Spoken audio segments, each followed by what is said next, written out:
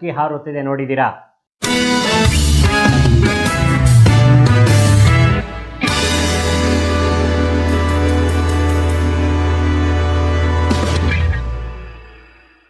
ಎಲ್ಲರೂ ಸಿದ್ಧರಾಗಿದ್ದೀರಲ್ವಾ? ಸೊ ಇಲ್ಲಿ ಸ್ಮರಣೆಯ 16 ಪ್ರಶ್ನೆಗಳು, ಒಟ್ಟು 21 ಅಂಕದ್ದು. ಗ್ರಹಿಕೆನಲ್ಲಿ 6 ಪ್ರಶ್ನೆಗಳು, 9 ಅಂಕ. ಅಭಿವ್ಯಕ್ತಿನಲ್ಲಿ 10 ಪ್ರಶ್ನೆಗಳು, 32 ಅಂಕ. ಪ್ರಶಂಸೆನಲ್ಲಿ 7 ಪ್ರಶ್ನೆಗಳು, 28 ಅಂಕಗಳು ಇಲ್ಲಿ ಬರ್ತವೆ. ನೋಡೋಣ. ವಸ್ತುನಿಷ್ಠ 10 ಅಂಕಗಳು, 10 ಪ್ರಶ್ನೆ, 1 ಅಂಕದ್ದು, ಒಂದು ಕಿರು ಉತ್ತರ ಬರೆಯತಕ್ಕಂಥದ್ದು 1 ಅಂಕದ್ದು ಪ್ರಶ್ನೆ 7 ಬರುತ್ತೆ, 7 ಅಂಕದ್ದು. ಆಮೇಲೆ 2 ಅಂಕದ ಪ್ರಶ್ನೆ 6 ಬರುತ್ತೆ, 6 ಅಂಕಗಳಿರುತ್ತೆ, 3 ಪ್ರಶ್ನೆ ಇದೆ. ದೀರ್ಘ ಉತ್ತರ ಬರೆಯುವಂಥದ್ದು ಅಂದರೆ 3 ಅಂಕದ ಪ್ರಶ್ನೆಗಳು 9 ಇದೆ, ಒಟ್ಟು 27 ಅಂಕಗಳ ಪ್ರಶ್ನೆಗಳು. ಮತ್ತಾಗೆ 4 ಅಂಕದ ಪ್ರಶ್ನೆ, ಇಲ್ಲಿ ಪ್ರಶ್ನೆಗಳು 10 ಇದೆ, 40 ಅಂಕಗಳು. ಸೊ ಇಲ್ಲಿ ನೀವು ಸಂಪೂರ್ಣವಾಗಿ ಕವಿತೆಯ ಸಾರಾಂಶವನ್ನ ಓದ್ಕೊಂಡ್ಬಿಟ್ರೆ, 6, 7 ಎಲ್ಲ ಪದ್ಯದ ಸಾರಾಂಶ ಓದ್ಕೊಂಡ್ಬಿಟ್ರೆ ನೀವು ಇಡೀ ಯಾವ ಪ್ರಶ್ನೆ ಕೇಳಿದ್ರು ಪದ್ಯದಲ್ಲಿ ಅದನ್ನು ನೀವು ಬರೀಬೋದು, ಸುಲಭವಾಗತ್ತೆ ಅಂತ ಅನ್ನೋದನ್ನ ಇಲ್ಲಿ ಹೇಳ್ತಾ ಈಗ ನಾವು ನೋಡೋಣ ಪ್ರಶ್ನೆಗಳು. ಈಗ ಹಕ್ಕಿ ಹಾರುತ್ತಿದೆ ನೋಡಿದ್ದೀರಾ ಪ್ರಶ್ನೆ ಕೋಟಿನಲ್ಲಿ ಮೊದಲು ಬಂದಿದ್ದೀವಿ ನಾವು. ಮಲ್ಟಿಪಲ್ ಚಾಯ್ಸ್, ಹಾರಿಸಿ ಬರೆಯಿರಿ. 4 ಉತ್ತರಗಳಲ್ಲಿ ಸರಿಯಾದ ಉತ್ತರವನ್ನು ಹಾರಿಸಿ ಕ್ರಮ ಸಂಖ್ಯೆಯೊಡನೆ ಬರೆಯಿರಿ. ಅದನ್ನು ಕೇಳಿರ್ತಾರೆ ಅತಿ ಮುಖ್ಯವಾಗಿ. ಕ್ರಮ ಸಂಖ್ಯೆಯೊಡನೆ, ಅದು ಏನು ಕ್ರಮ ಸಂಖ್ಯೆ ಅದು ಕೊಟ್ಟಿರ್ತಾರೋ ಅದ್ರ ಜೊತೆನಲ್ಲಿ ಬರೀಬೇಕು. 1 ಅಂಕದ ಪ್ರಶ್ನೆ, ಇವೆಲ್ಲ ನಾನು ಪದೇ ಪದೇ ಹೇಳ್ತೀನೋ ಹೇಳಲ್ವೋ, ನೀವು ಇಲ್ಲಿ ಏನು ನಾವು 1 ಅಂಕದ ಪ್ರಶ್ನೆ ಬರ್ತವೆ, ಇವೆಲ್ಲ ಈ ಮಲ್ಟಿಪಲ್ ಚಾಯ್ಸು ಇವೆಲ್ಲ 1 ಅಂಕಕ್ಕೆ ಕೇಳಿರ್ತಾರೆ. ಹೆಚ್ಚು ಕಡಿಮೆ ಎಲ್ಲ ನೇರ ಪ್ರಶ್ನೆಗಳೇ ಆಗಿರ್ತವೆ. ಆದರೆ ಎಷ್ಟು ಸಲ ಕೇಳಿರ್ತಾರೆ, 1 ಸಲ ಕೇಳಿದಾರ, 2 ಸಲ ಕೇಳಿದಾರ, ಅದನ್ನು ನೋಡ್ತಾ ಹೋಗೋಣ. ಸ್ಮರಣೆಯಲ್ಲಿ ಸಾಧಾರಣವಾಗಿರ್ತಕ್ಕಂಥದ್ದು ಬೇಗನೆ ಪದ ಈ ಅವ್ಯಯಕ್ಕೆ ಉದಾಹರಣೆಯಾಗಿದೆ. ಅವ್ಯಯಗಳ ಬಗ್ಗೆ ನಾವೀಗ ತಿಳ್ಕೊಂಡಿದ್ವಿ. ನೋಡಿ, ಇಲ್ಲಿ 4 ಅವ್ಯಯಗಳನ್ನು ಕೊಟ್ಟಿದ್ದಾರೆ. ಬೇಗನೆ, ಕೆಲಸ ಮುಗಿಸಿದ ಅಲ್ವಾ, ಹೇಳಿದ್ದು ಅಲ್ವಾ. ಸಾಮಾನ್ಯಾರ್ಥಕನ, ಅನುಕರಣಾವ್ಯಯನ, ಭಾವಸೂಚಕಾವ್ಯಯನ, ಕ್ರಿಯಾರ್ಥಕಾವ್ಯಯನ. ನೋಡಿ, ಇದು 1 ಸಲ ಕೇಳಿದ್ದಾರೆ. ನೇರ ಪ್ರಶ್ನೆ, 1 ಅಂಕದ್ದು. ಸಾಧಾರಣ ಸ್ಮರಣೆಯ ಈ ಪ್ರಶ್ನೆಗೆ ಉತ್ತರ ನೀವೇ ಹೇಳ್ತೀರಲ್ವಾ? ವೆರಿ ಗುಡ್, ಸಾಮಾನ್ಯಾರ್ಥಕಾವ್ಯಯ. ಓಕೆ ಮಕ್ಕಳ, 2ನೇ ಪ್ರಶ್ನೆ ನೋಡೋಣ. ಏನಿದೆ ಮಲ್ಟಿಪಲ್ ಚಾಯ್ಸ್ ಅಲ್ಲಿ ನೋಡಿ. ಅವಧಾರಣಾರ್ಥಕ ವ್ಯಯ ಪದವಿದು. ಅವಧಾರಣಾರ್ಥಕ ವ್ಯಯ ಪದ ಯಾವುದು ಇದರಲ್ಲಿ? ನೋಡಿ, ABCD ಮತ್ತು ಆಹಾ, ಬೇಗನೆ, ಅವನೇ ಅಲ್ವಾ. ಯಾವುದು ಇದರಲ್ಲಿ? 1 ಅಂಕದ ಪ್ರಶ್ನೆ, ನೇರ ಪ್ರಶ್ನೆ, 1 ಸಲ ಕೇಳಿದ್ದಾರೆ. ಸ್ಮರಣೆಯಲ್ಲಿ ಸಾಧಾರಣವಾಗಿರ್ತಕ್ಕಂಥದ್ದು ಅವಧಾರಣಾರ್ಥಕ ವ್ಯಯ ಯಾವುದು? ನೋಡಿ, ಉತ್ತರ ಗೊತ್ತಾಗಿದೆ ನಿಮ್ಗೆಲ್ಲ. ಯಾವುದು? ಅವನೇ. ಅವನೇ ಅಲ್ವಾ. ಇದನ್ನು ಎಕ್ಸ್ಪ್ಲೈನ್ ಮಾಡುವಾಗ ಹೇಳಿದ್ವಿ, ಅವನೇ ಅಂತಕ್ಕಂಥದ್ದು ಇದರಲ್ಲಿ ಅವಧಾರಣಾರ್ಥಕಾವ್ಯಯ. ಅರ್ಥ ಆಯ್ತಾ? ಸೊ ಇದನ್ನ ನೋಡ್ಕೊಳ್ಳಿ. ಮುಂದಿನ ಪ್ರಶ್ನೆಗೆ ಹೋಗೋಣ. ಮುಂದಿನ ಪ್ರಶ್ನೆ, ಸಾಕು ಪದವು ಯಾವ ಅವ್ಯಯಕ್ಕೆ ಉದಾಹರಣೆಯಾಗಿದೆ? ಸಾಕು ನೋಡಿ, ಅಲ್ಲಿ 4 ಅವ್ಯಯಗಳನ್ನು ಕೊಟ್ಟಿದ್ದಾರೆ. ಸಾಮಾನ್ಯಾರ್ಥಕ, ಅನುಕರಣಾವ್ಯಯ, ಭಾವಸೂಚಕಾವ್ಯಯ, ಕ್ರಿಯಾರ್ಥಕಾವ್ಯಯ. ನೋಡಿ, ಇದು 1 ಅಂಕದ ಪ್ರಶ್ನೆ, ನೇರ ಪ್ರಶ್ನೆ, 1 ಸಲ ಕೇಳಿದ್ದಾರೆ. ಸ್ಮರಣೆ ಸಾಧಾರಣವಾಗಿರುವಂಥ ಪ್ರಶ್ನೆ ಇದು. ನೋಡೋಣ ಉತ್ತರ. ನಿಮಗೆಲ್ಲ ಅರ್ಥ ಆಗೋಗಿದೆ ಈಗಾಗಲೇ. ನೀವೇ ಮೊದಲು ನೀವು ಉತ್ತರ ಹೇಳ್ತಾ ಇದ್ದೀರಾ. ಓಕೆ, ಕ್ರಿಯಾರ್ಥಕಾವ್ಯಯ. ಓಕೆ, ಕ್ರಿಯೆಯನ್ನ ಸೂಚಿಸ್ತಕ್ಕಂಥದ್ದು. ಓಕೆ, ಡಿ ಅದನ್ನ ಬಿಡಬಾರದು ನೀವು. ಡಿ ಕ್ರಿಯಾರ್ಥಕಾವ್ಯಯ. ಸೊ ಮುಂದಿನ ಪ್ರಶ್ನೆಗೆ ಹೋಗೋಣ.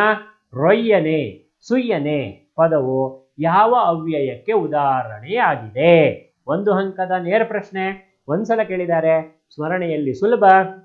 ನೋಡಿ, ಸಾಮಾನ್ಯಾರ್ಥಕನ, ಅವಧಾರಣಾರ್ಥಕನ, ಕ್ರಿಯಾರ್ಥಕನ, ಅನುಕರಣಾವ್ಯಯನ, 3ರಲ್ಲಿ ಯಾವುದು ರೊಯ್ಯನೆ, ಸುಯ್ಯನೆ? ಹೇಗೆ ನಾವು ಎಕ್ಸ್ಪ್ಲೈನ್ ಮಾಡಿದ್ದೀವಿ. ಈಗ ಉತ್ತರ ಹೇಳ್ತಿರಲ್ವಾ? ಓಕೆ, ಗುಡ್, ಅವಧಾರಣಾರ್ಥಕ ಅವ್ಯಯ ಇದು. ಸೊ ಮುಂದಿನ ಪ್ರಶ್ನೆಗೆ ಹೋಗೋಣ. ಯಾವುದಾದರೊಂದು ಕ್ರಿಯಾ ನಡೆದ ರೀತಿಯನ್ನ ಹೇಳುವ ಅವ್ಯಯಗಳನ್ನ ಹೀಗೆನ್ನುತ್ತಾರೆ. ಯಾವುದೋ ಒಂದು ಕೆಲಸ ನಡೆದಿದೆ, ಕ್ರಿಯೆ ಅಂದ್ರೆ ಕೆಲಸ ನಡೆದಿದೆ ಅಂತಕ್ಕಂಥ ಹೇಳತಕ್ಕಂಥ ಅವ್ಯಯವನ್ನ ಏನಂತ ಹೇಳ್ತಾರೆ? ನಿಮ್ಗಲ್ಲೇ ಪ್ರಶ್ನೆನಲ್ಲೇ ಉತ್ತರ ಸಿಕ್ಕೋಗಿದೆ. 1 ಅಂಕ ಮತ್ತೆ ನೇರ ಪ್ರಶ್ನೆ ಒಂದ್ಸಲ ಕೇಳಿದ್ದಾರೆ, ಸುಲಭವಾದ ಸ್ಮರಣೆಯ ಈ ಪ್ರಶ್ನೆ ಉತ್ತರ ಹೇಳ್ತಿರಲ್ವಾ? ಓಕೆ, ಏನು ಕ್ರಿಯಾರ್ಥಕ. ಅಲ್ಲೇ ಪ್ರಶ್ನೆನಲ್ಲೇನೆ ನೀವು ನೋಡಿ, ಕ್ರಿಯಾ ನಡೆದ ರೀತಿ ಏನ್ ಬರುತ್ತದೋ ಕ್ರಿಯಾರ್ಥಕ. ಸೊ ಉತ್ತರ ಅಲ್ಲೇ ಇರುತ್ತೆ. ಧಗಧಗ ಆಗ್ಲೇ ಎಕ್ಸ್ಪ್ಲೈನ್ ಮಾಡಿದ್ದು ಓದ ತರಗತಿನಲ್ಲಿ. ಧಗಧಗ ಪದವು ಈ ಅವ್ಯಯಕ್ಕೆ ಸೇರಿದೆ. ಒಂದು ಅಂಕದ ನೇರ ಪ್ರಶ್ನೆ, ಒಂದ್ಸಲ ಕೇಳಿದ್ದಾರೆ, ಸುಲಭವಾಗಿರ್ತಕ್ಕಂತಹ ಸ್ಮರಣೆಯ ಈ ಪ್ರಶ್ನೆಗೆ ಉತ್ತರ ನೋಡೋಣ. ಧಗಧಗ ಈ ಪದವು ಯಾವ ಅವ್ಯಯಕ್ಕೆ ಸೇರಿದೆ? ಅನುಕರಣೆ ಮಾಡೋದು. ದಗ ದಗ ಅಲ್ವಾ? ಒಂದನ್ನ ಇನ್ನೊಂದು ಸಲ ಅನುಕರಣೆ ಮಾಡಿ ಹೇಳ್ತಕ್ಕಂಥದ್ದು ಅನುಕರಣಾವ್ಯಯ. ಬಿ ಯಾವುದು? ಸಂಖ್ಯೆ ಬಿ ನಲ್ಲಿ ಅನುಕರಣಾವ್ಯಯ. ಮುಂದಿನ ಪ್ರಶ್ನೆಗೆ ಹೋಗೋಣ. ನೋಡಿ, ಕೆಳಗಿನವುಗಳಲ್ಲಿ ಮೊದಲೆರಡು ಪದಗಳಿಗಿರುವ ಸಂಬಂಧದಂತೆ ಮೂರನೆಯ ಪಾದಕ್ಕೆ ಸರಿ ಹೊಂದುವ ಸಂಬಂಧಿ ಪದಗಳನ್ನ ಬರೆಯಿರಿ. ಓಕೆ, ಇದು ಪ್ರತಿ ಪದ್ಯದಲ್ಲೂ ಇರ್ತಕ್ಕಂಥದ್ದು. ಈಗ ನೋಡೋಣ ನಾಲ್ಕನೇ ಪದ ಯಾವುದು ಅಂತ ಹೇಳಿ. ಇದರ ಎಲ್ಲ ಪ್ರಶ್ನೆಗಳು ಸಹ ಒಂದು ಅಂಕಕ್ಕೆ ಇರುತ್ತೆ. ನೇರ ಪ್ರಶ್ನೆಗಳಿರ್ತವೆ. ಮತ್ತೆ ಎಷ್ಟೆಷ್ಟು ಸಲ ಕೇಳಿದ್ದಾರೆ ಅನ್ನೋದನ್ನ ನಾವು ಪ್ರಶ್ನೆ ಏನು ಅಂತ ನೋಡ್ಕೊಂಡು ನೋಡೋಣ. ನೋಡಿ, ಅಥವಾ ಸಂಬಂಧಾರ್ಥಕ ಅವ್ಯಯ, ಅಥವಾ ಅಂತಕ್ಕಂಥದ್ದು ಸಂದರ್ಭಾರ್ಥಕ ವ್ಯಯ. ಜುಳು ಜುಳು ಈಗಾಗಲೇ ಒಂದ್ಸಲ ಬಂದಿದೆ ನೋಡಿ. ಅದೇನು? ಒಂದು ಅಂಕ, ಒಂದ್ಸಲ ಕೇಳಿದ್ದಾರೆ, ನೇರ ಪ್ರಶ್ನೆ, ಸ್ಮರಣೆಯಲ್ಲಿ ಸುಲಭವಾಗಿರ್ತಕ್ಕಂಥದ್ದು ಏನು? ಅನುಕರಣೆ ಮಾಡೋದು. ಜುಳು ಜುಳು ಅಲ್ವಾ? ಅನುಕರಣಾವ್ಯಯ ಬಿ. ಮುಂದಿನ ಪ್ರಶ್ನೆಗೆ ಹೋಗೋಣ. ತರುವಾಯ ಇಲ್ಲಿ ಸಂಬಂಧಾರ್ಥಕ ಅವ್ಯಯ, ತರುವಾಯ ಸಂದರ್ಭಾರ್ಥಕ ಅವ್ಯಯ. ಸೊ ಉಂಟು ಒಂದು ಪ್ರಶ್ನೆಯ ನೇರ ಪ್ರಶ್ನೆ, ಒಂದು ಅಂಕದ ಪ್ರಶ್ನೆ ಇದು. ಮತ್ತೆ ಒಂದ್ಸಲ ಕೇಳಿದ್ದಾರೆ, ಸ್ಮರಣೆಯಲ್ಲಿ ಸುಲಭದ ಪ್ರಶ್ನೆ. ನೋಡೋಣ ಉಂಟು ಅಂತಕ್ಕಂಥದ್ದು ಯಾವ ಅವ್ಯಯ? ಕ್ರಿಯಾರ್ಥಕ ಅವ್ಯಯ, ಕ್ರಿಯಾರ್ಥಕ ಅವ್ಯಯ. ಅರ್ಥ ಆಯ್ತಲ್ಲ? ಮುಂದಿನ ಪ್ರಶ್ನೆಗೆ ಹೋಗೋಣ. ಸುಮ್ಮನೆ, ಸುಮ್ಮನೆ ಅಂತಕ್ಕಂಥದ್ದು ಸಂಬಂಧಾರ್ಥಕ ಅವ್ಯಯ. ಸರಸರನೆ ಯಾವ ಅವ್ಯಯ? ಒಂದು ಅಂಕ, ನೇರ ಪ್ರಶ್ನೆ, ಒಂದ್ಸಲ ಕೇಳಿದ್ದಾರೆ, ಸುಲಭವಾಗಿರ್ತಕ್ಕಂತಹ ಸ್ಮರಣೆಯ ಈ ಪ್ರಶ್ನೆಗೆ ಉತ್ತರ ಸರಸರನೆ ಅಂತಕ್ಕಂಥದ್ದು ಅನುಕರಣಾವ್ಯಯ. ಹೆಚ್ಚು ಇದನ್ನ ಕೇಳಿರ್ತಾರೆ, ಅನುಕರಣಾವ್ಯಯಕ್ಕೆ ಸಂಬಂಧಪಟ್ಟ ಪ್ರಶ್ನೆಗಳಿರ್ತವೆ. ನೀವು ಅದನ್ನ ನೋಡಿಕೊಂಡು ಬರೀರಿ ಉತ್ತರವನ್ನು. ಸೊ ಮುಂದಿನ ಪ್ರಶ್ನೆಗೆ ಹೋಗೋಣ. ಹಕ್ಕಿ ಯಾವ ವೇಗದಲ್ಲಿ ಹಾರುತ್ತದೆ? ಒಂದು ವಾಕ್ಯದಲ್ಲಿ ಉತ್ತರಿಸ್ತಕ್ಕಂತಹ ಪ್ರಶ್ನೆಗಳಿಗೆ ಈಗ ನಾವು ಬಂದಿದ್ದೀವಿ. ಒಂದು ಅಂಕದ ಪ್ರಶ್ನೆ, ಆಮೇಲೆ ನೇರ ಪ್ರಶ್ನೆ, ಇದನ್ನು ಸಹ ಒಂದ್ಸಲ ಕೇಳಿದ್ದಾರೆ. ಸ್ಮರಣೆಯಲ್ಲಿ ಸುಲಭದ ಪ್ರಶ್ನೆ, ಹಕ್ಕಿ ಯಾವ ವೇಗದಲ್ಲಿ ಹಾರುತ್ತಿದೆ? ಯಾವ ವೇಗದಲ್ಲಿ ಹಾರುತ್ತಿದೆ? ಹಕ್ಕಿಯು ಎವೆ ತೆರೆದಿಕ್ಕುವ ಹೊತ್ತಿನೊಳಗೆ ಗಾವುದ ಮುಂದೆ ಹಾರುತ್ತಿದೆ. ಎವೆ ತೆರೆದಿಕ್ಕುವ, ಕಣ್ಣನ್ನು ಮಿಟುಕಿಸುವಷ್ಟು ಹೊತ್ತಿನಲ್ಲಿ ಅಂತ. ಎವೆ ತೆರೆದಿಕ್ಕುವ ಹೊತ್ತಿನೊಳಗೆ ಗಾವುದ ಮುಂದೆ ಹಕ್ಕಿ ಹಾರುತ್ತಿದೆ. ಇದು ಮೊದಲನೇ ಪ್ರಶ್ನೆ, ಒಂದು ಅಂಕದ್ದು. ನೋಡೋಣ ಎರಡನೇ ಪ್ರಶ್ನೆ. ಹಕ್ಕಿಯ ಗರಿಯಲ್ಲಿ ಯಾವ ಬಣ್ಣಗಳಿವೆ? ಒಂದು ಅಂಕದ ಪ್ರಶ್ನೆ, 3 ಸಲ ಕೇಳಿದ್ದಾರೆ. ನೇರ ಪ್ರಶ್ನೆ, ಸ್ಮರಣೆಯಲ್ಲಿ ಅತಿ ಸುಲಭದ ಪ್ರಶ್ನೆ. ನೋಡೋಣ ಹಕ್ಕಿಯ ಗರಿಗಳಲ್ಲಿ ಯಾವ ಬಣ್ಣಗಳಿವೆ? ಹಕ್ಕಿಯ ಗರಿಯಲ್ಲಿ ಕರಿ, ಬಿಳಿ, ಕೆಂಪು, ಹೊನ್ನಿನ ಹೊಳೆಯುವ ಬಣ್ಣಗಳು ಇವೆ ಅಲ್ವಾ? ಕರಿ ನೇರೆ ಬಣ್ಣದ ಪುಕ್ಕಗಳುಂಟು, ಓದಿದ್ರಿ ಅಲ್ವಾ? ಆಮೇಲೆ ಏನಿದೆ ಅಂತೆ? ಹೊನ್ನಿನ ಹೊಳೆಯುವ ಬಣ್ಣಗಳು ಸಹ ಹಕ್ಕಿಯ ರೆಕ್ಕೆಗಳಲ್ಲಿ, ಗರಿಗಳಲ್ಲಿ ಇವೆ ಅಂತಕ್ಕಂಥದ್ದು. ಎಷ್ಟು ಸಲ ಕೇಳಿದ್ದಾರೆ? 3 ಸಲ ಕೇಳಿದ್ದಾರೆ. ಅರ್ಥ ಮಾಡ್ಕೊಳ್ಳಿ, 3 ಸಲ ಕೇಳಿರೋ ಪ್ರಶ್ನೆ ಮುಖ್ಯವಾಗಿರುತ್ತೆ. ಇದನ್ನ ಮನನ ಮಾಡ್ಕೊಳ್ಳಿ ಚೆನ್ನಾಗಿ. ಸೊ ಮುಂದಿನ ಪ್ರಶ್ನೆಗೆ ಹೋಗೋಣ. ಹಕ್ಕಿಯ ಕಣ್ಣುಗಳು ಯಾವುವು? ಹೇಳಿದೀವಿ, ಗೊತ್ತಿದೆ ನಿಮ್ಗೆಲ್ಲ, ನೀವು ನಮ್ಗೆ ಹೇಳ್ಕೊಡ್ತೀರಿ. ಇದನ್ನು 2 ಸಲ ಕೇಳಿದ್ದಾರೆ. ಒಂದು ಅಂಕದ ಪ್ರಶ್ನೆ, ನೇರ ಪ್ರಶ್ನೆ, ಸ್ಮರಣೆಯಲ್ಲಿ ಸುಲಭವಾಗಿರ್ತಕ್ಕಂಥದ್ದು ಯಾವುದು ಹಕ್ಕಿಯ ಕಣ್ಣುಗಳು? ನೋಡಿ, ಸೂರ್ಯಚಂದ್ರರೇ ಹಕ್ಕಿಯ ಕಣ್ಣುಗಳು. ಇದಕ್ಕಿಂತಲೂ ಸುಲಭವಾದಂತಹ ಪ್ರಶ್ನೆ ನಿಮಗೆ ಕೇಳಲು ಸಾಧ್ಯವೇ? ಇಲ್ಲ ಅಲ್ವಾ? ಸೊ ಬರೀತೀರಾ, ಸೂರ್ಯಚಂದ್ರರೇ ಹಕ್ಕಿಯ ಕಣ್ಣುಗಳು. ಮುಂದಿನ ಪ್ರಶ್ನೆ ಹೋಗೋಣ. ಹಕ್ಕಿಯು ಯಾರ ನೆತ್ತಿಯನ್ನು ಕುಕ್ಕಿದೆ? ಯಾರ ನೆತ್ತಿಯನ್ನು ಕುಕ್ಕಿತು? ನೋಡೋಣ. ಒಂದು ಅಂಕದ ಪ್ರಶ್ನೆ, ಇದನ್ನು 2 ಸಲ ಕೇಳಿದ್ದಾರೆ. ಒಂದು ನೇರ ಪ್ರಶ್ನೆನೇ, ಸ್ಮರಣೆಯಲ್ಲಿ ಸುಲಭವಾಗಿರ್ತಕ್ಕಂಥದ್ದು ಯಾರ ನೆತ್ತಿಯನ್ನ ಹಕ್ಕಿ ಕುಕ್ಕಿದೆ? ಹಕ್ಕಿಯು ಸಾರ್ವಭೌಮರ ನೆತ್ತಿಯನ್ನ ಕುಕ್ಕಿದೆ. ಯಾರ ನೆತ್ತಿಯನ್ನ ಕುಕ್ಕಿದೆ? ಸಾರ್ವಭೌಮರ ನೆತ್ತಿಯನ್ನ ಕುಕ್ಕಿದೆ ಹಕ್ಕಿಯು. ಸೊ ಮುಂದಿನ ಪ್ರಶ್ನೆ, ಹಕ್ಕಿ ಯಾರನ್ನು ಹರಸಿದೆ? ಯಾರಿಗೆ ಆಶೀರ್ವಾದವನ್ನು ಮಾಡಿದೆ? ಹರಸಿದೆ, ಅದು ಹುಡುಕಿದೆ ಅಂತಲೂ ಆಗ್ಬೋದು. ಇಲ್ಲಿ ಒಂದು ಪ್ರಶ್ನೆ, ಒಂದು ಅಂಕದ ಪ್ರಶ್ನೆ ಇದು. ಮತ್ತೆ ನೇರ ಪ್ರಶ್ನೆ, ಒಂದ್ಸಲ ಕೇಳಿದ್ದಾರೆ. ಸುಲಭ ಸ್ಮರಣೆಯ ಈ ಪ್ರಶ್ನೆಗೆ ಉತ್ತರ ನೋಡೋಣ. ಹಕ್ಕಿಯು ಹೊಸಗಾಲದ ಹಸು ಮಕ್ಕಳನ್ನ ಹರಸಿದೆ. ಆಶೀರ್ವಾದವನ್ನು ಮಾಡಿದೆ. ಹಕ್ಕಿಯು ಹೊಸ ಕಾಲದ ಹಸು ಮಕ್ಕಳನ್ನ ಹರಸಿದೆ. ಸೊ ಮುಂದಿನ ಪ್ರಶ್ನೆ, ಹಕ್ಕಿಯು ಯಾವುದರ ಸಂಕೇತವಾಗಿದೆ? ನೋಡೋಣ. ಇದು ನೀವು ಪದ್ಯದ ಪ್ರಥಮದಲ್ಲೇ ನೀವು ತಿಳ್ಕೊಂಡ್ಬಿಟ್ಟಿದ್ದೀರಾ. ಹಕ್ಕಿಯು ಯಾವುದರ ಸಂಕೇತವಾಗಿದೆ? 1 ಅಂಕ. ಒಂದ್ಸಲ ಕೇಳಿದ್ದಾರೆ, ನೇರ ಪ್ರಶ್ನೆ, ಸ್ಮರಣೆಯಲ್ಲಿ ಸುಲಭವಾಗಿರ್ತಕ್ಕಂಥದ್ದು. ಹಕ್ಕಿಯು ಕಾಲಪಕ್ಷಿಯ ಸಂಕೇತವಾಗಿದೆ. ಹಕ್ಕಿಯು ಕಾಲವೆಂಬ ಪಕ್ಷಿಯ ಸಂಕೇತವಾಗಿದೆ, ಕಾಲದ ಸಂಕೇತವಾಗಿದೆ. ಹಾಗೆ ಬೇಕಾದ್ರೂ ಬರೀರಿ, ಕಾಲ ಪಕ್ಷಿ ಇದು ಬೇಕಾದ್ರೂ ಬರೀರಿ, ಕಾಲದ ಸಂಕೇತವಾಗಿದೆ ಅಂತನಾದ್ರೂ ಬರೀರಿ. ಸೊ ಹಕ್ಕಿಯ ಚುಂಚಗಳು ಎಲ್ಲಿಯವರೆಗೆ ಚಾಚಿವೆ? ಹಕ್ಕಿಯ ಚುಂಚಗಳು ಎಲ್ಲಿಯವರೆಗೆ ಚಾಚಿವೆ? ನೋಡೋಣ. 1 ಅಂಕದ ಪ್ರಶ್ನೆ, ನೇರ ಪ್ರಶ್ನೆ, ಒಂದ್ಸಲ ಕೇಳಿದ್ದಾರೆ. ಸೊ ಹಕ್ಕಿಯ ಚುಂಚಗಳು ದಿಗ್ಮಂಡಲಗಳ ಆಚೆ ಚಾಚಿವೆ, ದಿಗ್ಮಂಡಲಗಳ ಆಚೆ ಚಾಚಿವೆ. ಸೊ ಮುಂದಿನ ಪ್ರಶ್ನೆಗೆ ಹೋಗೋಣ. ಹಕ್ಕಿಯ ಹಾರಾಟವನ್ನು ಆಕಾಶಕ್ಕೆ ಹೇಗೆ ಹೋಲಿಸಿದ್ದಾರೆ? ನೋಡಿ, 2 ಅಂಕದ ಪ್ರಶ್ನೆ. ಈಗ 1 ಅಂಕದ ಪ್ರಶ್ನೆಗಳು ಮುಗೀತು. ಈಗ 2 ಅಂಕದ ಪ್ರಶ್ನೆಗಳಿಗೆ ನಾವೀಗ ಬಂದಿದ್ದೇವೆ. ನೋಡೋಣ ಇದಕ್ಕೆ 2 ಅಂಕಕ್ಕೆ ಹೇಗೆ ಉತ್ತರಿಸಬಹುದು. ಹಕ್ಕಿಯ ಹಾರಾಟವನ್ನು ಆಕಾಶಕ್ಕೆ ಹೇಗೆ ಹೋಲಿಸಿದ್ದಾರೆ? ಒಂದ್ಸಲ ಕೇಳಿದ್ದಾರೆ, ನೇರ ಪ್ರಶ್ನೆ, ಸ್ಮರಣೆಯಲ್ಲಿ ಸುಲಭವಾಗಿರ್ತಕ್ಕಂಥದ್ದು. ಸೊ ನೋಡೋಣ. ನೋಡಿಲಿ, ತರತಮರಹಿತ ಸಮದೃಷ್ಟಿಯಿಂದ ಕೂಡಿದ ನೀಲ ಮೇಘಮಂಡಲ ಸಮಬಣ್ಣದಲ್ಲಿ ಹಕ್ಕಿಯು ಕಾಲದ ದೈತ್ಯತೆಯನ್ನು ಸಂಕೇತಿಸುವ ಹಾಗೆ ಮುಗಿಲಿಗೆ ರೆಕ್ಕೆಗಳನ್ನು ಮೂಡಿಸುತ್ತಾ ನಕ್ಷತ್ರಮಾಲೆಯನ್ನು ಧರಿಸಿಕೊಂಡು ಸೂರ್ಯಚಂದ್ರರನ್ನು ಕಣ್ಣಾಗಿಸಿಕೊಂಡು ಹಕ್ಕಿಯು ಹಾರುತ್ತಿದೆ ಎಂದು ಕವಿ ಬೇಂದ್ರೆಯವರು ಹಕ್ಕಿಯ ಹಾರಾಟವನ್ನು ಆಕಾಶಕ್ಕೆ ಹೋಲಿಸಿದ್ದಾರೆ. ಯಾವುದನ್ನ ರೆಕ್ಕೆಗಳು ಮಾಡ್ಕೊಂಡಿದೆ, ಯಾವುದನ್ನ ಕಣ್ಣು ಮಾಡ್ಕೊಂಡಿದೆ, ಯಾವುದನ್ನ ಹಾರವನ್ನಾಗಿ ಮಾಡ್ಕೊಂಡಿದೆ ಅಂದ್ರೆ ಅಂತ ಎಲ್ಲಿ ಹಾರ್ತಾ ಇದೆ ಅನ್ನೋದನ್ನ ಕವಿ ಹೋಲಿಸಿದ್ದಾರೆ ಅನ್ನೋದನ್ನ ನಾವು ಅರ್ಥ ಮಾಡ್ಕೊಂಡಿದ್ದಕ್ಕೆ ಉತ್ತರವನ್ನ ಬರೀಬೇಕು.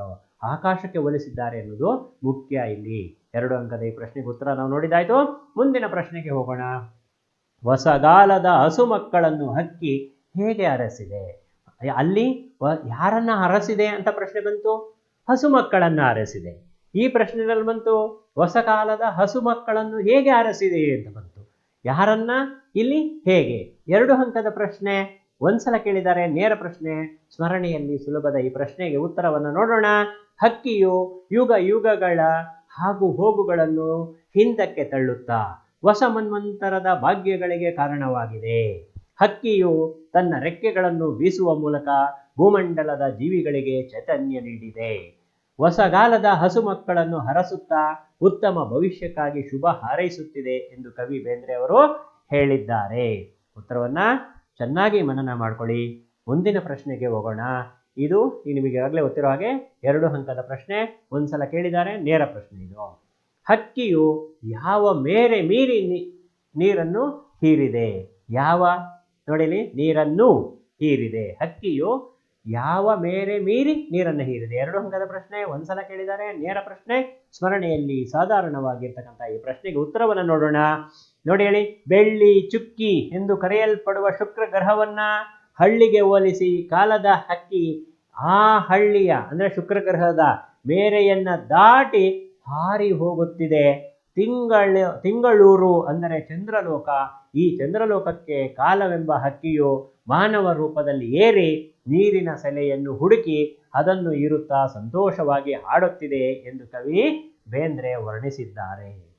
ಎಲ್ಲಿ? ಚಂದ್ರಲೋಕದ ನೀರನ್ನ ಹೀರೋದಕ್ಕೆ ಹೊರಟಿರ್ತಕ್ಕಂಥದ್ದು, ಅಲ್ಲೂ ನೀರನ್ನ ಹುಡುಕ್ತಕ್ಕಂಥದ್ದು ಮನುಷ್ಯನ ಒಂದು ಶಕ್ತಿ, ಮನುಷ್ಯನ ಒಂದು ಸಾಮರ್ಥ್ಯ ಅಂತಕ್ಕಂಥದ್ದನ್ನ ಇಲ್ಲಿ ಬೇಂದ್ರೆಯವರು ವರ್ಣಿಸಿದ್ದಾರೆ. ಸಂತೋಷವಾಗಿ ಹುಡುಕ್ತಾ ಇದ್ದಾನೆ, ಹೀರ್ತಾ ಇದ್ದಾನೆ ಅಂತ ಅನ್ನೋದನ್ನ ವರ್ಣನೆಯನ್ನು ಮಾಡ್ತಾರೆ. ಇದು 2 ಅಂಕದ ಪ್ರಶ್ನೆ. ಒಂದ್ಸಲ ಕೇಳಿದ್ದಾರೆ, ನೇರ ಪ್ರಶ್ನೆಯಾಗಿದೆ. ನೋಡೋಣ ಮುಂದಿನ ಪ್ರಶ್ನೆ ಏನು ಅಂತ ಹೇಳಿ. ಇಲ್ಲಿಗೆ 2 ಅಂಕದ ಪ್ರಶ್ನೆ ಮುಗೀತು. ಈಗ ಸಂದರ್ಭ ಸಹಿತ ಸ್ವಾರಸ್ಯವನ್ನ ವಿವರಿಸಿ. ನೋಡೋಣ. ಇವೆಲ್ಲ ಸಂದರ್ಭಗಳು ಸಹ 3 ಅಂಕಗಳಿಗೆ ಕೇಳ್ತಾರೆ.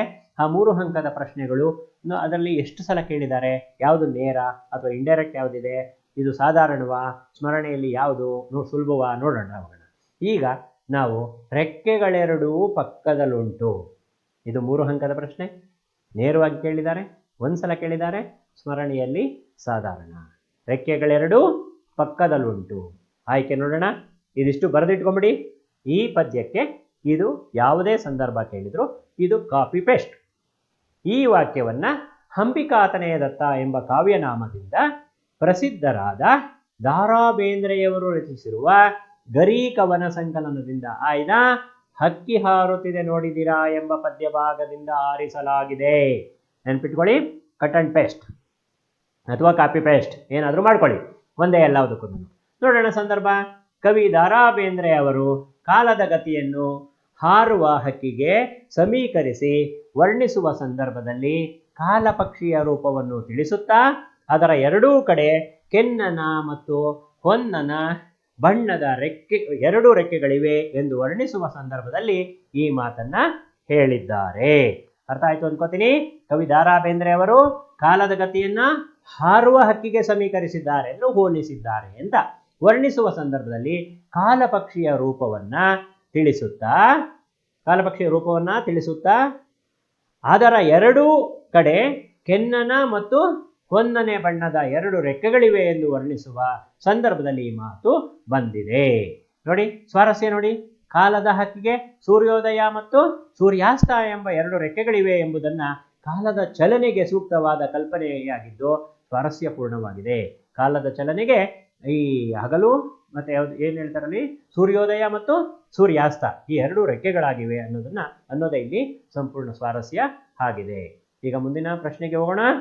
ಸಾರ್ವಭೌಮರ ನೆತ್ತಿಯ ಕುಕ್ಕಿ 3 ಅಂಕದ ಪ್ರಶ್ನೆ, 2 ಸಲ ಕೇಳಿದ್ದಾರೆ. ಇದನ್ನ ನೇರ ಪ್ರಶ್ನೆ, ಸ್ಮರಣೆಯಲ್ಲಿ ಸಾಧಾರಣವಾಗಿರ್ತಕ್ಕಂಥದ್ದು. ಉತ್ತರ ನೋಡೋಣ. ಉತ್ತರ ಕಾಪಿ ಪೇಸ್ಟ್. ಈ ವಾಕ್ಯವನ್ನ ಅಂಬಿಕಾತನೇ ದತ್ತ ಎಂಬ ಕಾವ್ಯನಾಮದಿಂದ ಪ್ರಸಿದ್ಧರಾದ ದಾರಾ ಬೇಂದ್ರೆ ಅವರು ರಚಿಸಿರುವ ಗರಿ ಕವನ ಸಂಕಲನದಿಂದ ಆಯ್ದ ಹಕ್ಕಿ ಹಾರುತ್ತಿದೆ ನೋಡಿದಿರಾ ಎಂಬ ಪದ್ಯ ಭಾಗದಿಂದ ಆರಿಸಲಾಗಿದೆ. ಓಕೆ, ಸಂದರ್ಭ ನೋಡೋಣ. ಕವಿ ದಾರಾ ಬೇಂದ್ರೆ ಅವರು ಕಾಲಗತಿಯನ್ನು ಹಾರುವ ಹಕ್ಕಿಗೆ ಸಮೀಕರಿಸಿ ವರ್ಣಿಸುವ ಸಂದರ್ಭದಲ್ಲಿ ಕಾಲಪಕ್ಷಿಯು ಸಾರ್ವಭೌಮರೆಂದು ಮೆರೆಯುತ್ತಿದ್ದ ಸಾಮ್ರಾಟರ ನೆತ್ತಿಯನ್ನು ಕುಕ್ಕಿ ಅವರ ಅಹಂಕಾರವನ್ನು ಮೆಟ್ಟಿ ನಿಂತಿದೆ ಎಂಬ ಮಾತನ್ನು ಹೇಳುತ್ತಾರೆ. ಸೊ ನಾವು ಮುಂದಿನ ಪ್ರಶ್ನೆಗೆ ಹೋಗೋಣ. ಈ ಹಿಂದೆ ಹೇಳಿದಂತಹ ಪ್ರಶ್ನೆಯೂ ಸಹ 3 ಅಂಕದ ಪ್ರಶ್ನೆ ಇತ್ತದು. ಸೊ ಅಲ್ಲಿ 2 ಸಲ ಕೇಳಿದ್ರು. ಅದನ್ನು ನೀವು ಚೆನ್ನಾಗಿ ಗಮನ ಹರಿಸ್ಬೇಕು. ಯಾವುದನ್ನು ಹೆಚ್ಚು ಸಲ ನಿಮ್ಮ ಪರೀಕ್ಷೆನಲ್ಲಿ ಕೇಳಿದಾರೋ ಅದು ಮುಖ್ಯವಾದಂಥ ಪ್ರಶ್ನೆ ಆಗಿರುತ್ತೆ. ಸೊ ನೋಡೋಣ ಮುಂದಿನ ಪ್ರಶ್ನೆ ಏನಿದೆ. ಬಲ್ಲರು ಯಾರ ಹಾಕಿದ ವಂಚ, ಬಲ್ಲರು ಯಾರ ಹಾಕಿದ ವಂಚ. ನೋಡಿ 3 ಅಂಕದ ಪ್ರಶ್ನೆ, 1 ಸಲ ಕೇಳಿದ್ದಾರೆ. ನೇರ ಪ್ರಶ್ನೆ, ಸ್ಮರಣೆ ಸಾಧಾರಣವಾಗಿರ್ತಕ್ಕಂಥದ್ದು. ಉತ್ತರ ನೋಡೋಣ. ಈ ವಾಕ್ಯವನ್ನು ಅಂಬಿಕಾತನೇ ದತ್ತ ಎಂಬ ಕಾವ್ಯನಾಮದಿಂದ ಪ್ರಸಿದ್ಧರಾದ ದಾರಾ ಬೇಂದ್ರೆ ಅವರು ರಚಿಸಿರುವ ಗರಿ ಕವನ ಸಂಕಲನದಿಂದ ಆಯ್ದು ಹಕ್ಕಿ ಹಾರುತ್ತಿದೆ ನೋಡಿದಿರಾ ಎಂಬ ಪದ್ಯ ಭಾಗದಿಂದ ಆರಿಸಲಾಗಿದೆ. ಸೊ ಇಲ್ಲಿ ಸಂದರ್ಭ ಮುಖ್ಯ. ಸಂದರ್ಭ ನೋಡೋಣ. ಕವಿ ದಾರಾ ಬೇಂದ್ರೆ ಅವರು ಕಾಲದ ಗತಿಯನ್ನು ಹಾರುವ ಹಕ್ಕಿಗೆ ಸಮೀಕರಿಸಿ ವರ್ಣಿಸುವ ಸಂದರ್ಭದಲ್ಲಿ ಕಾಲಪಕ್ಷಿಯು ಹಾರುತ್ತಾ ದಿಗ್ಮಂಡಲಗಳ ಹಂಚಿನ ಆಚೆಗೂ ತನ್ನ ಕೊಕ್ಕನ್ನು ಚಾಚಿ ಇಡೀ ಬ್ರಹ್ಮಾಂಡಗಳನ್ನು ಒಡೆಯುವುದಕ್ಕೆಂಬಂತೆ ಹಾರುತ್ತಿದೆ, ಅದರ ಸಂಚನ್ನು ಬಲ್ಲವರಾರು ಎಂದು ವಿಸ್ಮಯದಿಂದ ಈ ಮಾತನ್ನ ಹೇಳುತ್ತಾರೆ. ಅರ್ಥ ಆಯ್ತಲ್ವಾ? ಏನದು ಪ್ರಶ್ನೆ ಬಂದು ಬಲ್ಲರು ಯಾರ ಹಾಕಿದ ಹೊಂಚ ಅಂತಕ್ಕಂಥದ್ದು. ಸೊ ಇದಕ್ಕೆ ಸಂದರ್ಭ ಕವಿ ದಾರಾ ಬೇಂದ್ರೆ ಅವರ ಕಾಲದ ಗತಿಯನ್ನು ಹಾರುವ ಹಕ್ಕಿಗೆ ಸಮೀಕರಿಸಿ ವರ್ಣಿಸುವ ಸಂದರ್ಭದಲ್ಲಿ ಕಾಲಪಕ್ಷಿಯು ಹಾರುತ್ತಾ ದಿಗ್ಮಂಡಲಗಳ ಹಂಚಿನ ಆಚೆಗೂ ತನ್ನ ಕೊಕ್ಕನ್ನ ಚಾಚಿ ಇಡೀ ಬ್ರಹ್ಮಾಂಡಗಳನ್ನ ಒಡೆಯುವುದಕ್ಕೆಂಬಂತೆ ಹಾರುತ್ತಿದೆ, ಅದರ ಸಂಚನ್ನು ಬಲ್ಲವರು ಯಾರು ಎಂದು ವಿಸ್ಮಯದಿಂದ ಈ ಮಾತನ್ನ ಹೇಳ್ತಾರೆ. ಸರಿ, ಇದರ ಸ್ವಾರಸ್ಯ ಏನು? ಕಾಲದ ವೇಗ ವಿಸ್ತಾರವನ್ನ ಅದು ಉಂಟು ಮಾಡಬಹುದಾದ ಪರಿಣಾಮವನ್ನ ಈ ಮಾತಿನಲ್ಲಿ ಸ್ವಾರಸ್ಯಪೂರ್ಣವಾಗಿ ವರ್ಣಿಸಲಾಗಿದೆ. ಓಕೆ, ಮುಂದಿನ ಪ್ರಶ್ನೆ ಬರೋಣ. ಹೊಸಗಾಲದ ಹಸುಮಕ್ಕಳ ಹರಸಿ. ಯಾರನ್ನ ಹರಸಿದ್ದು? ಹೊಸಗಾಲದ ಹಸುಮಕ್ಕಳನ್ನ. ಈಗ ಇದರ ಸಂದರ್ಭ ನೋಡೋಣ. ಯಾವ ಸಂದರ್ಭದಲ್ಲಿ ಬಂದಿದೆ, ಇದರ ಸ್ವಾರಸ್ಯ ಏನು ನೋಡೋಣ. 3 ಅಂಕದ ಪ್ರಶ್ನೆ, 1 ಸಲ ಬಂದಿದೆ. ನೇರ ಪ್ರಶ್ನೆ, ಸ್ಮರಣೆಯಲ್ಲಿ ಸಾಧಾರಣ. ಉತ್ತರ ನೋಡೋಣ. ಈ ವಾಕ್ಯವನ್ನು ಅಂಬಿಕಾತನೇ ದತ್ತ ಎಂಬ ಕಾವ್ಯನಾಮದಿಂದ ಪ್ರಸಿದ್ಧರಾದ ದಾರಾ ಬೇಂದ್ರೆ ಅವರು ರಚಿಸಿರುವ ಗರಿ ಕವನ ಸಂಕಲನದಿಂದ ಆಯ್ದ ಹಕ್ಕಿ ಹಾರುತ್ತಿದೆ ನೋಡಿದಿರಾ ಎಂಬ ಪದ್ಯ ಭಾಗದಿಂದ ಆರಿಸಲಾಗಿದೆ. ಇಲ್ಲಿ ಮುಖ್ಯವಾಗಿ ಸಂದರ್ಭವನ್ನು ನೋಡೋಣ. ಕವಿ ದಾರಾ ಬೇಂದ್ರೆ ಅವರು ಕಾಲದ ಗತಿಯನ್ನ ಹಾರುವ ಹಕ್ಕಿಗೆ ಸಮೀಕರಿಸಿ ವರ್ಣಿಸುವ ಸಂದರ್ಭದಲ್ಲಿ ಕಾಲ ಪಕ್ಷಿಯು ತನ್ನ ರೆಕ್ಕೆಗಳನ್ನು ಬೀಸುವ ಮೂಲಕ ಭೂಮಂಡಲ ಜೀವಿಗಳಿಗೆ ಚೈತನ್ಯ ನೀಡಿ ಮುಂದಿನ ಜನಾಂಗದ ಮಕ್ಕಳನ್ನು ಹರಸಿ ಉತ್ತಮ ಭವಿಷ್ಯಕ್ಕಾಗಿ ಶುಭ ಹಾರೈಸುತ್ತಿದೆ ಎಂಬ ಮಾತನ್ನ ಹೇಳಿದ್ದಾರೆ. ಈಗ ಇದರ ಸ್ವಾರಸ್ಯ ಏನು? ಕಾಲಪಕ್ಷಿಯು ಯುಗ ಯುಗದಲ್ಲೂ ಜನರಿಗೆ ಚೈತನ್ಯವನ್ನು ತುಂಬಿ ಮುಂದಿನ ಜನಾಂಗವನ್ನು ಹರಸುತ್ತಿದೆ ಎಂಬುದನ್ನ ಈ ಮಾತಿನಲ್ಲಿ ಸ್ವಾರಸ್ಯಪೂರ್ಣವಾಗಿ ವರ್ಣಿಸಲಾಗಿದೆ. ಇದು ಇದರ ಸ್ವಾರಸ್ಯ. 3 ಅಂಕದ ಪ್ರಶ್ನೆ, ಒಂದ್ಸಲ ಕೇಳಿದ್ದಾರೆ, ಇದು ನೇರ ಪ್ರಶ್ನೆನೇ. ಈಗ ಮುಂದಿನ ಪ್ರಶ್ನೆ ನೋಡೋಣ. ಮಂಗಳ ಲೋಕದ ಹಂಗಳಕೇರಿ. ಇದು ಸಹ 3 ಅಂಕದ್ದು, 2 ಸಲ ಕೇಳಿದ್ದಾರೆ. ನೇರ ಪ್ರಶ್ನೆ, ಸ್ಮರಣೆಯಲ್ಲಿ ಸಾಧಾರಣ. ನೋಡೋಣ ಈ ವಾಕ್ಯವನ್ನ. ಆಯ್ಕೆ: ಈ ವಾಕ್ಯವನ್ನ ಅಂಬಿಕಾತನಯದತ್ತ ಎಂಬ ಕಾವ್ಯನಾಮದಿಂದ ಪ್ರಸಿದ್ಧರಾದ ದಾರಾ ಬೇಂದ್ರೆ ಅವರು ರಚಿಸಿರುವ ಗರಿ ಕವನ ಸಂಕಲನದಿಂದ ಆಯ್ದ ಹಕ್ಕಿ ಹಾರುತ್ತಿದೆ ನೋಡಿದಿರಾ ಎಂಬ ಪದ್ಯಭಾಗದಿಂದ ಆರಿಸಲಾಗಿದೆ. ಸಂದರ್ಭ: ಕವಿ ದಾರಾ ಬೇಂದ್ರೆ ಅವರು ಕಾಲದ ಗತಿಯನ್ನ ಹಾರುವ ಹಕ್ಕಿಗೆ ಸಮೀಕರಿಸಿ ವರ್ಣಿಸುತ್ತಾ, ಕಾಲ ಪಕ್ಷಿಯು ನಕ್ಷತ್ರಗಳನ್ನು ಮೀರಿ ಚಂದ್ರಲೋಕದ ನೀರನ್ನು ಹೀರಿ ಆಟವಾಡಲು ಹಾರಾಡಲು ಮಂಗಳ ಲೋಕಕ್ಕೆ ಹಂಗಳಕ್ಕೇರಿದೆ ಎಂದು ವರ್ಣಿಸುವ ಸಂದರ್ಭದಲ್ಲಿ ಈ ಮಾತನ್ನ ಹೇಳುತ್ತಾರೆ. ಗೊತ್ತಾಯ್ತಾ? ಈಗ ಸ್ವಾರಸ್ಯ ನೋಡೋಣ. ವೇಗದ ಕಾಲಗತಿಯಲ್ಲಿ ಮಾನವನು ವೈಜ್ಞಾನಿಕವಾಗಿ ಮುಂದುವರಿಯುತ್ತಾ ಚಂದ್ರ, ಮಂಗಳ ಗ್ರಹ ಮುಂತಾದ ಗ್ರಹಗಳೆಡೆಗೆ ಹಾರುತ್ತಿರುವುದನ್ನು ಈ ಮಾತಿನಲ್ಲಿ ಸ್ವಾರಸ್ಯಪೂರ್ಣವಾಗಿ ವರ್ಣಿಸಿದ್ದಾರೆ. ಎಷ್ಟು ಮುಂದುವರಿತಾ ಇದ್ದಾನೆ ಮನುಷ್ಯ ಅಂತಕ್ಕಂಥದ್ದು ವೈಜ್ಞಾನಿಕವಾಗಿ, ಅದೇನೇ ಇದ್ರ ಸ್ವಾರಸ್ಯ. ಸೊ ಮುಂದಿನ ಇದು 3 ಅಂಕದ ಪ್ರಶ್ನೆ, 2 ಸಲ ಕೇಳಿದ್ದಾರೆ. ನೇರ ಪ್ರಶ್ನೆ ಆಗಿತ್ತು. ನೋಡೋಣ ಮುಂದಿನ ಪ್ರಶ್ನೆ. ತಿಂಗಳ ನೂರಿನ ನೀರನ್ನು ಹೀರಿ. ತಿಂಗಳ ನೂರಿನ ನೀರನ್ನು ಹೀರಿ, ಈ ಪದ ಎಲ್ಲಿ ಬಂದಿದೆ? ಇದರ ಸಂದರ್ಭ ಮತ್ತು ಸ್ವಾರಸ್ಯವನ್ನು ನೋಡೋಣ. ಇದು ಸಹ 3 ಅಂಕ, 1 ಸಲ ಕೇಳಿದ್ದಾರೆ. ನೇರವಾದ ಪ್ರಶ್ನೆ, ಅಭಿವ್ಯಕ್ತಿಯಲ್ಲಿ ಕಠಿಣವಾಗಿರ್ತಕ್ಕಂಥದ್ದು. ನೋಡೋಣ ಅದೇನು ಅಂತ. ಆಯ್ಕೆ: ಈ ವಾಕ್ಯವನ್ನು ಅಂಬಿಕಾತನಯದತ್ತ ಎಂಬ ಕಾವ್ಯನಾಮದಿಂದ ಪ್ರಸಿದ್ಧರಾದ ದಾರಾ ಬೇಂದ್ರೆ ಅವರು ರಚಿಸಿರುವ ಗರಿ ಕವನ ಸಂಕಲನದಿಂದ ಆಯ್ದ ಹಕ್ಕಿ ಹಾರುತ್ತಿದೆ ನೋಡಿದಿರಾ ಎಂಬ ಪದ್ಯಭಾಗದಿಂದ ಆರಿಸಲಾಗಿದೆ. ಇದನ್ನ ಪ್ರತಿ ಪ್ರಶ್ನೆಗಳಿಗೂ ನೀವು ಇದನ್ನ ಹಾಕ್ಕೊಳ್ಳಿ, ಅದನ್ನ ಅರ್ಥ ಮಾಡ್ಕೊಳ್ಳಿ, ಬರ್ಕೊಂಬಿಡಿ. ದಾರಾ ಬೇಂದ್ರೆ ಗರಿ ಹಕ್ಕಿ ಹಾರುತ್ತಿದೆ ನೋಡಿದಿರಾ. 3 ಅಂಕದ ಪ್ರಶ್ನೆ, 2 ಸಲ ಕೇಳಿದ್ದಾರೆ. ನೇರ ಪ್ರಶ್ನೆ ನೋಡೋಣ ಇದ್ರ ಸಂದರ್ಭವನ್ನ. ಕಾಲಗತಿಯಲ್ಲಿ ಮಾನವನು ವೈಜ್ಞಾನಿಕವಾಗಿ ಆಕಾಶದೆತ್ತರಕ್ಕೆ ಬೆಳೆದಿದ್ದಾನೆ. ಅವನ ಅನ್ವೇಷಣೆ ಕೇವಲ ಭೂಮಂಡಲಕ್ಕೆ ಮಾತ್ರ ಸೀಮಿತವಾಗಿಲ್ಲ. ಬೆಳ್ಳಿಯ ಅಂದರೆ ಶುಕ್ರಗ್ರಹದ ವಾಯುಮಂಡಲವನ್ನು ಪ್ರವೇಶಿಸಿದ ಮಾನವ ತಿಂಗಳೂರಿನ ಅಂದರೆ ತಿಂಗಳ ಬೆಳಕಿನ ಚಂದ್ರನ ತಂಪು ನೆಲ ತುಳಿದು ಇದೀಗ ಮಂಗಳ ಗ್ರಹದ ಅಂಗಳವನ್ನು ತಲುಪಿದ್ದಾನೆ ಅಂತಕ್ಕಂಥದ್ದು. ಈಗ ಇದರ ಸ್ವಾರಸ್ಯ ಏನು? ಕಾಲಾಂತರದಲ್ಲಿ ವೈಜ್ಞಾನಿಕವಾಗಿ ಮಾನವನ ಸಾಧನೆಯನ್ನ ಕವಿ ಸಾಂಕೇತಿಕವಾಗಿ ಇಲ್ಲಿ ವರ್ಣಿಸಿದ್ದಾನೆ. ಎಷ್ಟೊಂದು ಮುಂದುವರೆದಿದ್ದಾನೆ ಅನ್ನೋದನ್ನ ಸಾಂಕೇತಿಕವಾಗಿ ಕವಿ ವರ್ಣನೆ ಮಾಡಿರೋದೇನೆ ಇದರ ಸ್ವಾರಸ್ಯ. 3 ಅಂಕದ ಪ್ರಶ್ನೆ, 2 ಸಲ ಕೇಳಿದ್ದಾರೆ. ಇದು ನೀವು ನೇರ ಪ್ರಶ್ನೆ ಆಗಿತ್ತು. ಇದರ ಉತ್ತರ ನೀವು ನೋಡಿದಿರಿ. ಮುಂದಿನ ಪ್ರಶ್ನೆಯನ್ನು ನೋಡೋಣ. ರೆಕ್ಕೆಯ ಬೀಸುತ್ತ ಚೇತನಗೊಳಿಸಿ. ರೆಕ್ಕೆಯ ಬೀಸುತ್ತ ಚೇತನಗೊಳಿಸಿ. 3 ಅಂಕ, 1 ಸಲ ಕೇಳಿದ್ದಾರೆ. ನೇರ ಪ್ರಶ್ನೆ, ಅಭಿವ್ಯಕ್ತಿಯಲ್ಲಿ ಕಠಿಣ ಪ್ರಶ್ನೆ.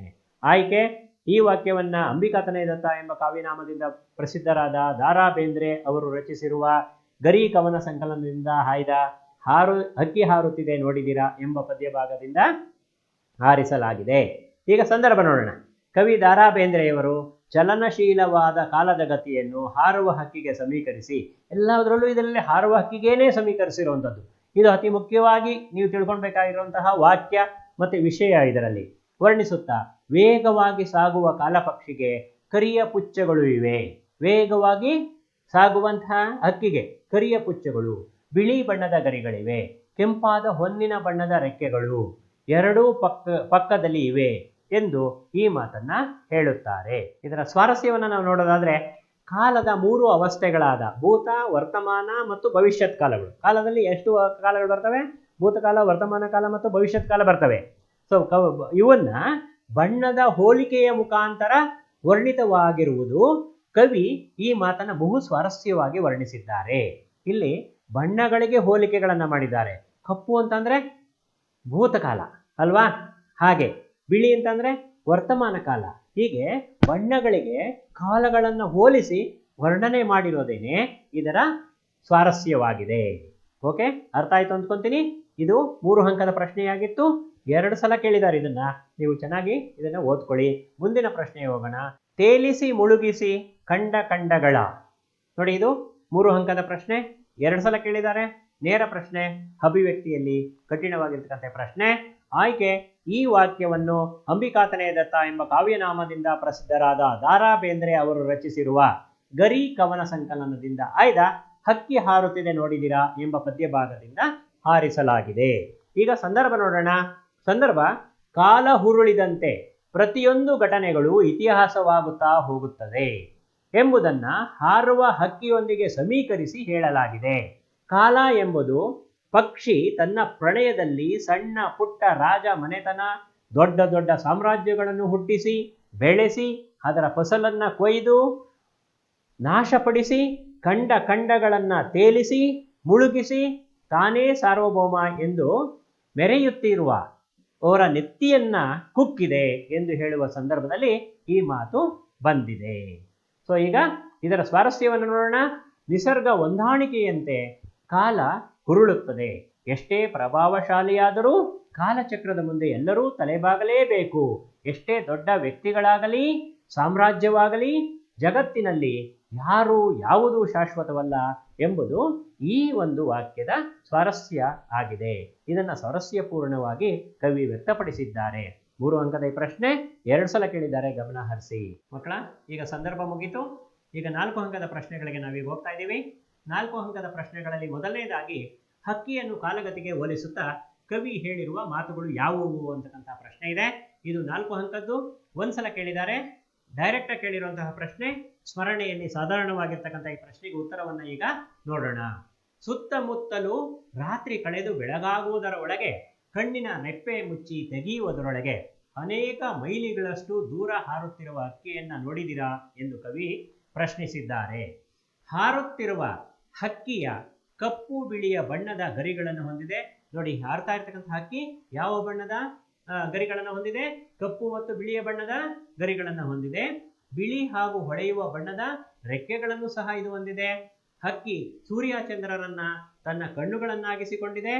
ನಕ್ಷತ್ರಗಳ ಮಾಲೆಯನ್ನ ಸಿಕ್ಕಿಸಿಕೊಂಡು ನೀಲ ಮೇಘ ಮಂಡಲ ಸಮಬಣ್ಣದಲ್ಲಿ ಮಿನುಗುತ್ತಾ ಮುಗಿಲಿನಲ್ಲಿ ರೆಕ್ಕೆ ಬಡಿಯುತ್ತಾ ಹಾರುತ್ತಿದೆ. ಈ ಕಾಲ ಎಂಬ ಹಕ್ಕಿಯು ರಾಜ್ಯ ಸಾಮ್ರಾಜ್ಯಗಳೆಂದು ಏರ್ಪಡಿಸುತ್ತಾ ಭೂಮಂಡಲದಲ್ಲಿರುವ ಕೋಟೆ ಕೊತ್ತಲಗಳನ್ನು ಗಬಗಬನೆ ಮುಕ್ಕಿ ಖಂಡ ಖಂಡಗಳನ್ನೇ ಮುಳುಗಿಸಿ ಸಾರ್ವಭೌಮರೆನಿಸಿಕೊಂಡವರ ನೆತ್ತಿಯನ್ನು ಕುಕ್ಕಿ ಹಕ್ಕಿ ಹಾರುತ್ತಿದೆ.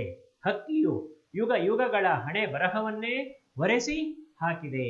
ಪರಿವರ್ತನೆಯ ಮೂಲಕ ಹೊಸ ಭಾಗ್ಯೋದಯವಾಗುವಂತೆ ಮಾಡಿದೆ. ರೆಕ್ಕೆಯನ್ನು ಬೀಸುತ್ತಾ ಚೈತನ್ಯ ಯುಕ್ತರನ್ನಾಗಿಸಿ ಹೊಸ ಕಾಲದ ಹಸು ಮಕ್ಕಳನ್ನ ಹರಸುತ್ತಿದೆ. ಬೆಳ್ಳಿ ಚುಕ್ಕೆ ಎಂದು ಕರೆಯಲ್ಪಡುವ ಶುಕ್ರಗ್ರಹವೆಂಬ ಹಕ್ಕಿಯ ಮೇರೆಯನ್ನು ಮೀರಿ ಚಂದ್ರಲೋಕಕ್ಕೆ ಏರಿ ನೀರನ್ನ ಹುಡುಕಿ ಹೀರಿದೆ. ಮಂಗಳ ಗ್ರಹದ ಅಂಗಳಕ್ಕೆ ಏರಿ ಹೋಗಿದೆ. ಅಂದರೆ ವೈಜ್ಞಾನಿಕವಾಗಿ ಭಾರತೀಯರು ಚಂದ್ರ, ಶುಕ್ರ, ಮಂಗಳನ ಅಂಗಳಕ್ಕೆ ಹೋಗಿ ಸಂಶೋಧನೆ ಮಾಡುವ ಗುರಿಯನ್ನು ಹೊಂದಿದ್ದಾರೆ ಎಂಬ ಮಾತನ್ನ ಪರೋಕ್ಷವಾಗಿ ಅಭಿವ್ಯಕ್ತಗೊಳಿಸಬಹುದು. ದಶ ದಿಕ್ಕುಗಳ ತುದಿಗೆ ಮುಟ್ಟಿ ಅದರ ಆಚೆಗೆ ತನ್ನ ಚುಂಚವನ್ನು ಚಾಚಿವೆ. ಜಗತ್ತಿನ ಮೂಲವನ್ನು ಹೊಡೆಯುವ ಪ್ರಪಂಚದ ವಿಸ್ಮಯವನ್ನು ಹೊಂಚು ಹಾಕಿದೆ ಎಂಬ ಮಾತನ್ನು ವರ್ಣಿಸಿದ್ದಾರೆ.